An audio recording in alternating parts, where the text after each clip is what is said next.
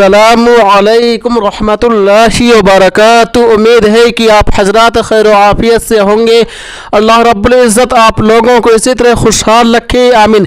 फतावा Deoband 786 YouTube channel में आपका खैर मकदम इस्तकबाल है। मेरे दोस्तों, ये बात हर किसी को पता है, हर कोई जानता है कि जिसके नाम से कुर्बानी है, जिसके ऊपर कुर्बानी वाजिब है, वो चांद निकलने के बाद जो है अपने नाखून और बाल जो है कुर्बानी करने तक न काटे। लेकिन यहाँ पर एक सवाल ये पैदा होता है कि अगर कोई शख्स पहले दिन कुर्बानी ना करके दूसरे दिन कुर्बानी करे तो क्या वो दूसरे दिन तक अपने बाल और नाखून नहीं काटेगा? इस बारे में दारुल उलूम देवबंद का फतवा क्या कहता है, आइए बगैर किसी तमहीद व ताखीर के जान लेते हैं, सुन लेते हैं। सवाल, उम्मीद है मिजाज बखैर होंगे।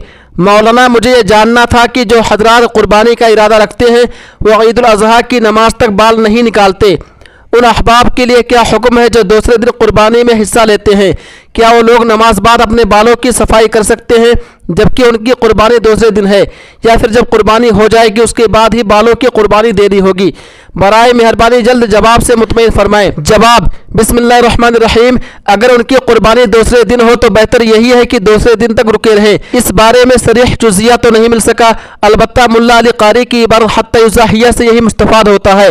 लेकिन वाज़ेह रहना चाहिए कि अहनाफ के नज़दीक ये मुमानात मकरूह तंज़ीही पर महमूल है, यानी काटना खिलाफ औला है, और इसका कुर्बानी की अदायगी व आदम अदायगी से कोई ताल्लुक नहीं है। लिहाजा अगर कोई शख्स असर ज़ुल्हिज्जा में बाल या नाखून काट ले तब भी उसकी कुर्बानी बिला करात अदा हो जाएगी। अल्लाह ताला आलम। दारुल उलूम देवबंद। उम्मीद है कि आप लोग मुकम्मल वीडियो देख लिए होंगे। दोस्तों, इस वीडियो को ज़्यादा से ज़्यादा शेयर कीजिए। तब तक आप हमें इजाज़त दीजिए। अल्लाह हाफिज़, अपना ख्याल रखिएगा।